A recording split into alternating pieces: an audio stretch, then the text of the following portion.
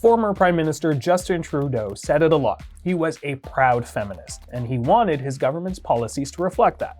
So in 2017, he introduced something called the Feminist International Assistance Policy, which applied a feminist lens to Canada's foreign policy and international development.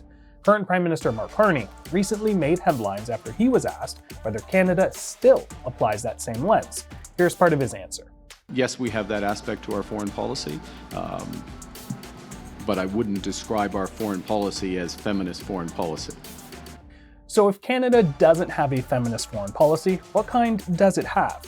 What will a Carney doctrine look like, and how does global human rights factor into all of this? Then, Canada and India have had a strained relationship for years, but that all seems to be changing. Mark Carney invited Prime Minister Narendra Modi to the G7 in June, where they had a meeting, and then they met again at the G20 summit. Modi has now invited Carney to visit India in 2026, and they have agreed, after 15 years, to resume comprehensive trade talks. So what could a new bilateral relationship look like? And what are the chances it'll last? Welcome to The Rundown.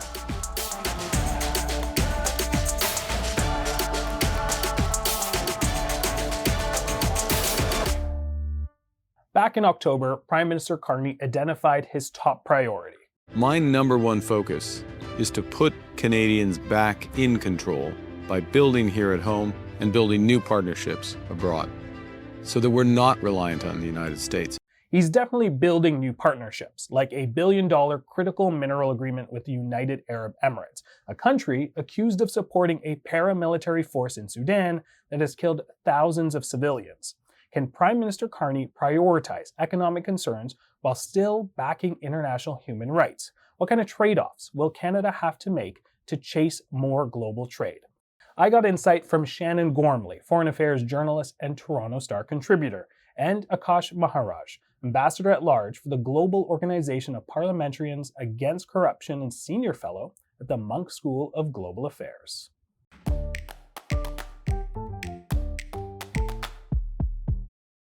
Shannon, Akaash, welcome to the program. How are you guys doing? Very well. Thank you for having us. Shannon, we're going to start with you. At the recent G20 summit, Prime Minister Mark Carney created some buzz when he said that Canada no longer has a feminist foreign policy. What do you think of that? We're living in right now the most dangerous moment since the Second World War. So our neighbor is the most powerful country on earth, and it has been threatening to annex us as well as various allies. We have a hot war in Europe as well as a hybrid war throughout all of Europe. And meanwhile, to our north, we're having to worry about the Arctic. That question was posed to the Prime Minister in this context of extreme and critical danger. And so he didn't say that he was pursuing an anti-feminist foreign policy. He said that part of his foreign policy is feminist, but that's not what defines his foreign policy. And my reading of it is that at this moment in history, it would be strange for a political leader to say that feminism was his overarching concern in the world. Now, Akaash, some would say that this was maybe perhaps a way for Prime Minister Carney to distinguish himself from Trudeau. Fair to say? I suspect that's at least part of the case. He does feel a need to distance himself from an unpopular predecessor, especially since that predecessor was a leader of his own political party. But in addition to that, I think that one of the downsides to Justin Trudeau's tenure in foreign policy was often a justified perception in my view, that there was little connection between his words and his deeds. The term feminist foreign policy was first coined by Sweden in 2014, the year before Trudeau was elected, and they embraced it with both hands. It made a real difference to how they acted on the world stage, including, for example, discontinuing the sale of arms to Saudi Arabia when it was revealed that Saudi Arabia was using those arms to commit war crimes in Yemen and to oppress women in their own society. When Justin Trudeau took hold of that phrase, he actually increased the sale of weapons to Saudi Arabia to the point where Saudi Arabia is now the second largest purchaser of Canadian weapons after the United States. When Sweden jettisoned its feminist foreign policy in 2022. The Prime Minister did not say this, but members of his party, the Moderate Party, did. They raised Justin Trudeau in saying that he had degraded the term, that it had become little more than a branding exercise with no connection to real-world foreign policy.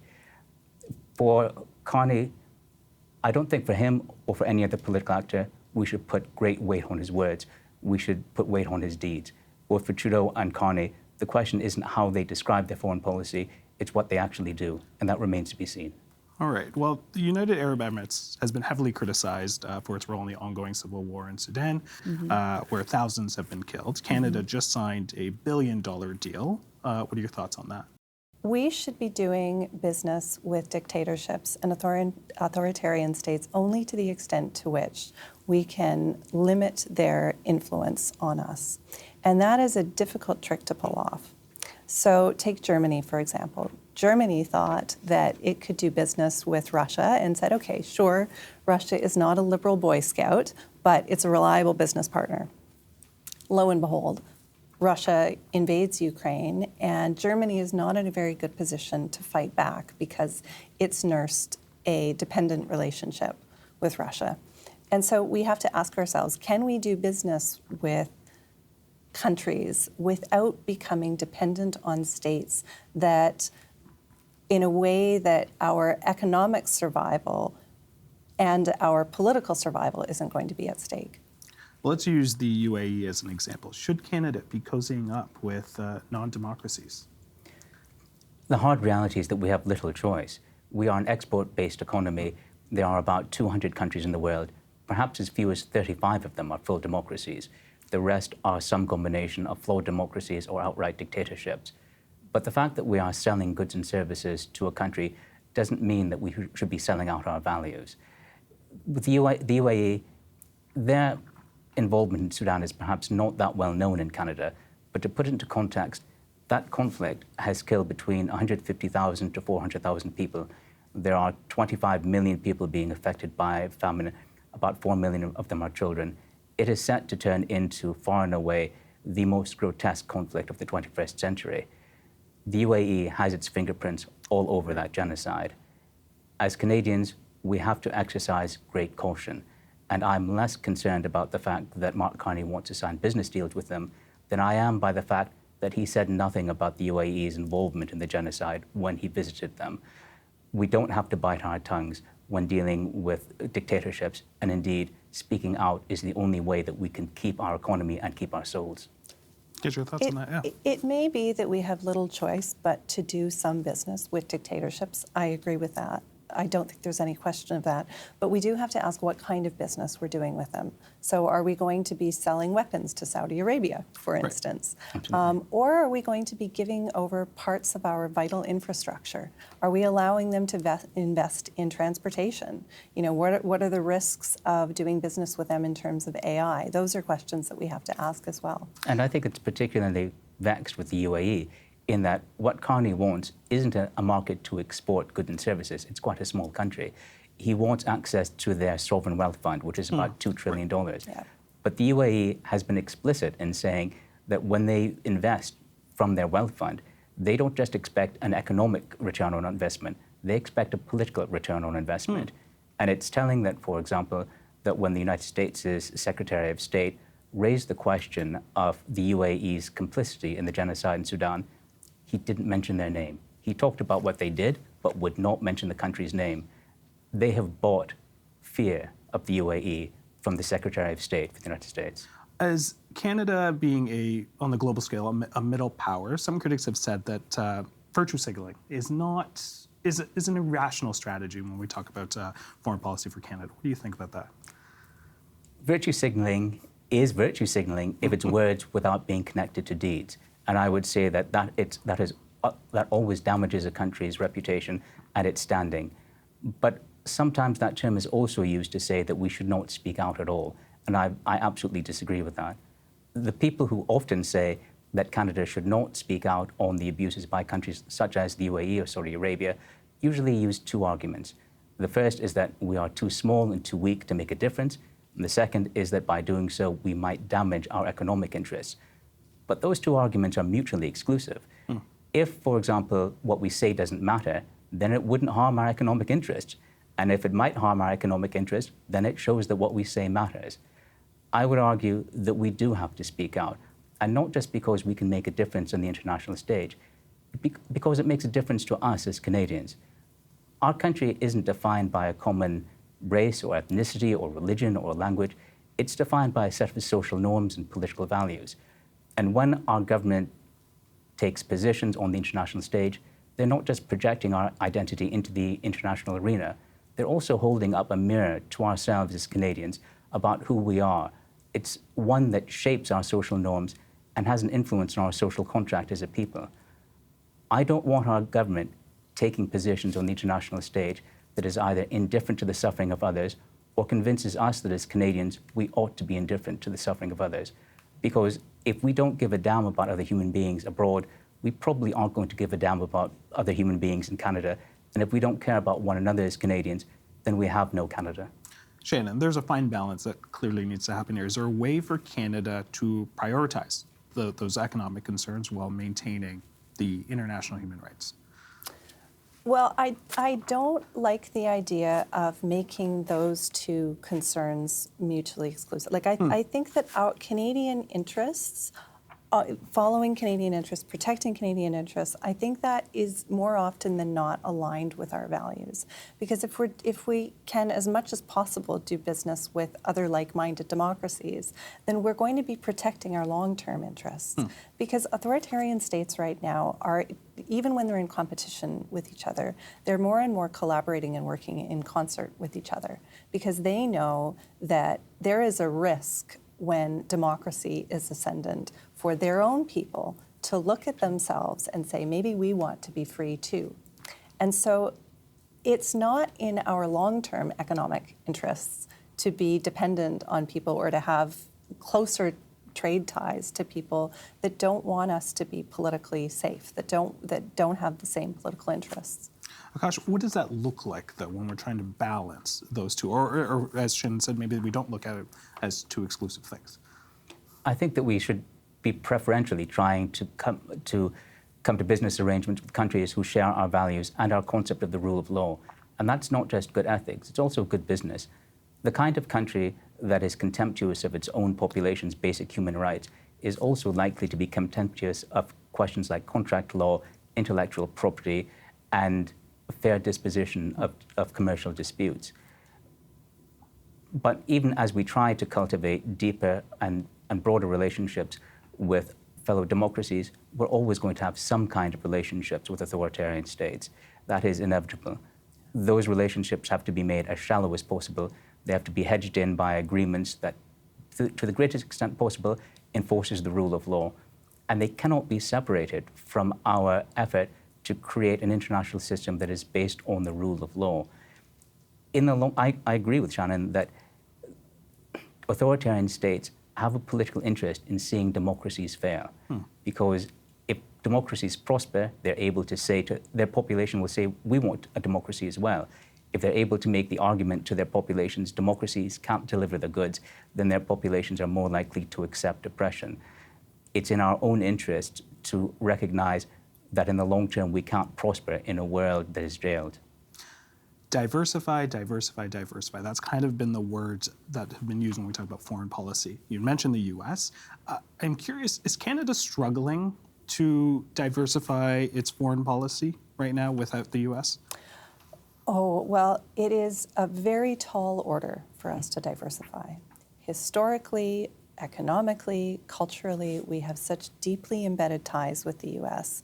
that even though it is critical that we try to diversify, that doesn't mean that it's easy. And we're only going to be able to do it to a certain extent. You know, the U.S. is a behemoth.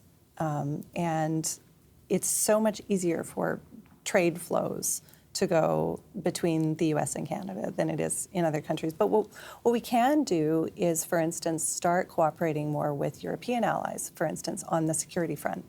And we've started to make a few strides in that area already. And I think that's where more of our focus can be.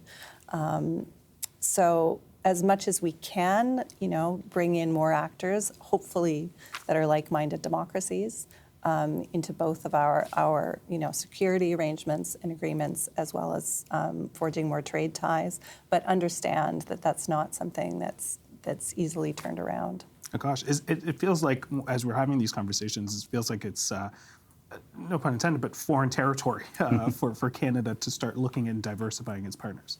You know, I'm reminded of the old Roman expression, when is the best time to plant a tree? 20 years ago. When is the second best time to plant a tree? Right now. And we are in that position. We should have been diversifying our economy and our politics a long time ago.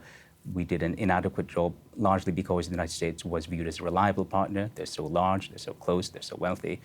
They are now no longer a reliable partner for us. But I think that there's an opportunity amidst the chaos, and that is that the convulsions of the Trump administration have revealed to us, and indeed to the world, the terrible position that we have placed ourselves in by allowing ourselves to become dependent on one country in the hopes that they would always reflect our values. Diversifying our politics doesn't just mean stronger diplomatic relationships and economic relationships. It also means stepping up to take responsibility for things like security and defense, and not expecting that the United States will come to our rescue, because the United States is not coming to our rescue. Akaash, Shannon, we're going to have to leave it there. Thank you so much for your insights. Really appreciate it. Thank you.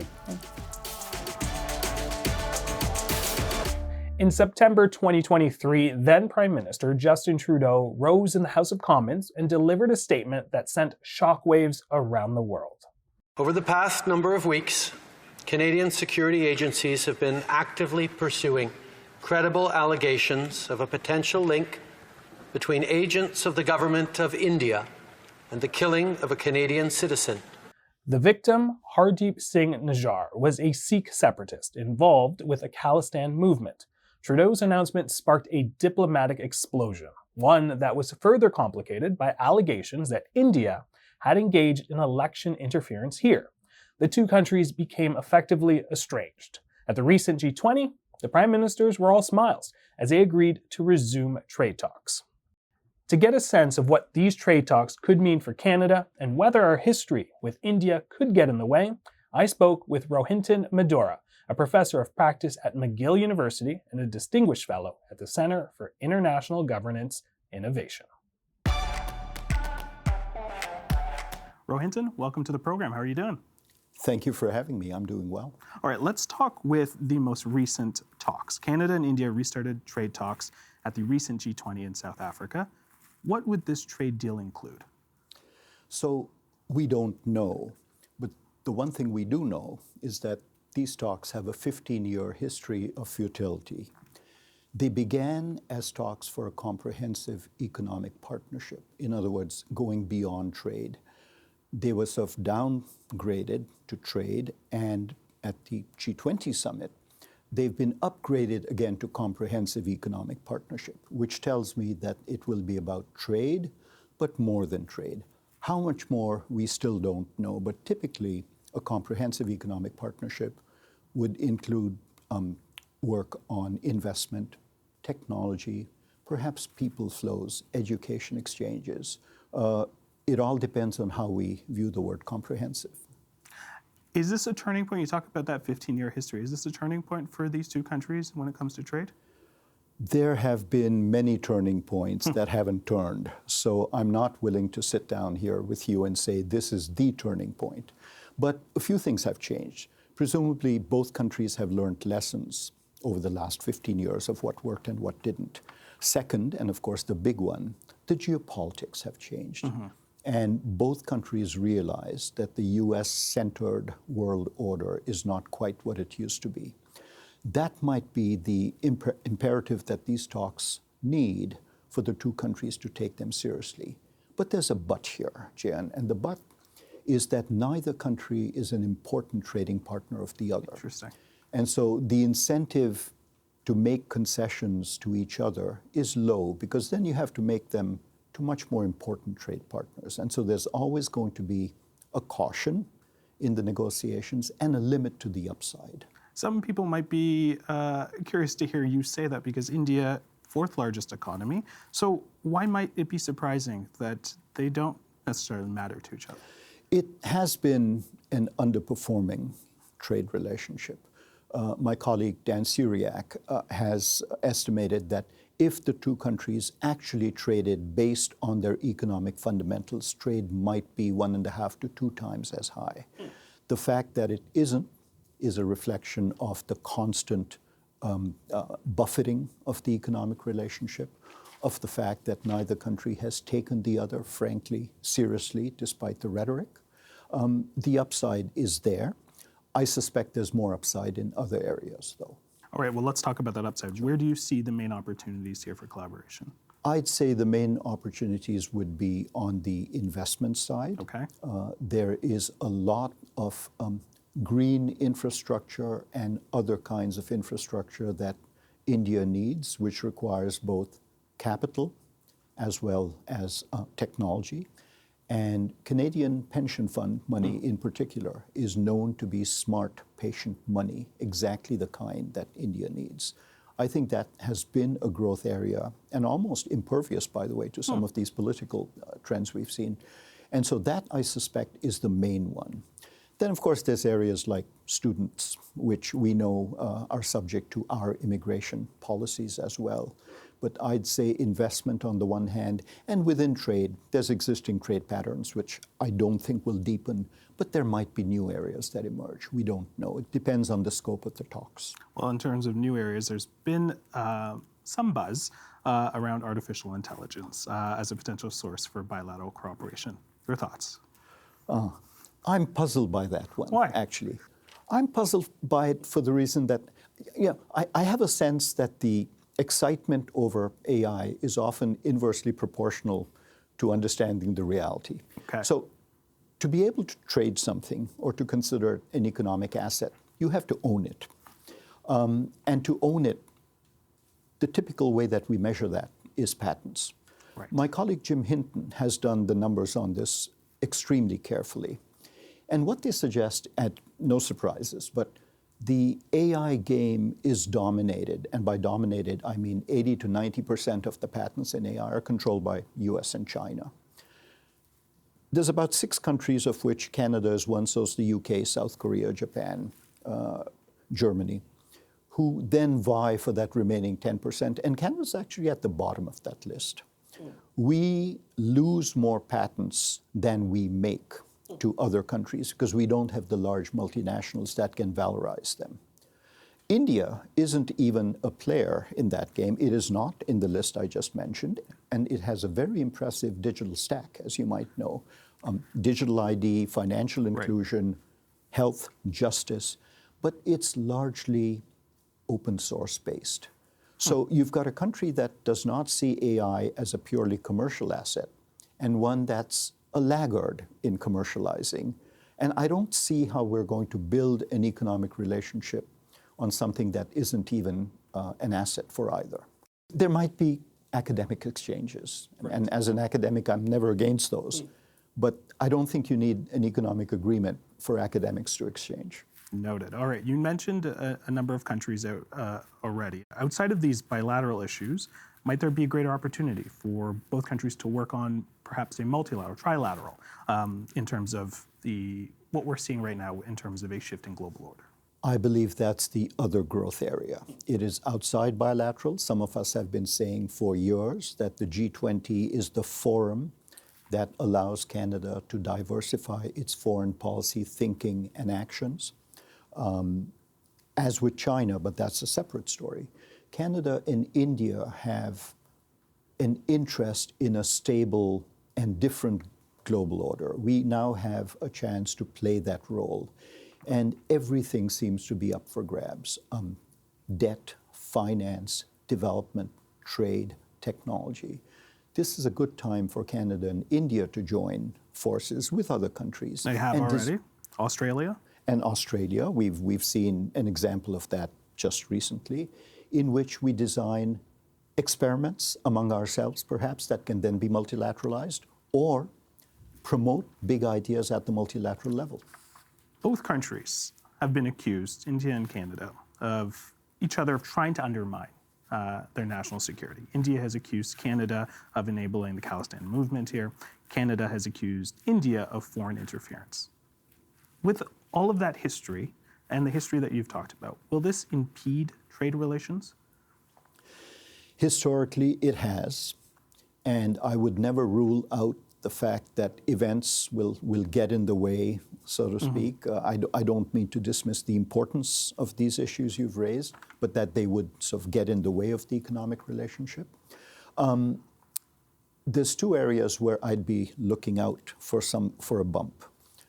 Certainly the trial of the suspects in the Nijar murder and the ongoing election interference work. The fact that so many high-level Canada-India contacts have happened suggests to me that perhaps these issues have come up and there's some kind of entente that, let's now compartmentalize.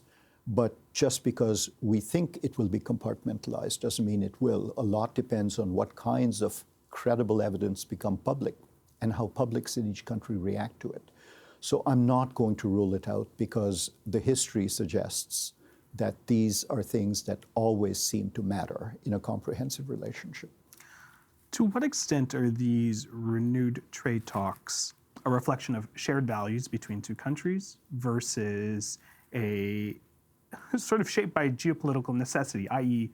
U.S. President Donald Trump's policies? A bit of both. I think there's no question that both countries realize that the U.S. is not the partner and player it used to be. I don't think our two countries would be where they are were it not for that geopolitical development. This said, there has always been an undercurrent in Canadian foreign policy to seek out like-minded. And there's a long and actually happy history of Trudeau Sr. being enamored by the non-aligned movement and his admiration of the Nehru-Gandhi family. There have been moments, Paul Martin championing the expansion of the G7 to include India in the G20 because of his high regard and vice versa for Prime Minister Manmohan Singh, a former finance minister himself. So there is that warmth, and that warmth comes from shared values. But shared values have to be backed up by action, and that's where the two countries haven't been able to get it together. All right, with that being said, if you had one piece of advice for the foreign minister, what would that be? I'd say don't forget the long view. That's not the same as saying take the long view so you don't do anything in the short run.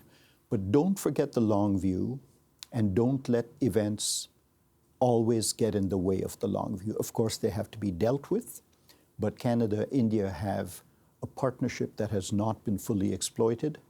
Start exploiting it. All right, Rohinton, we are going to leave it there. Thank you so much for your insights. Really appreciate it. My pleasure. Tomorrow is Giving Tuesday, Global Day of Generosity. TVO has been a trusted source for education and journalism for more than 50 years, fighting misinformation and promoting media literacy. Donate tomorrow, and the amount will be matched by the Wilson Foundation. Go to tvo.org/Giving Tuesday before tomorrow at midnight to find out more. Until then, see you tomorrow.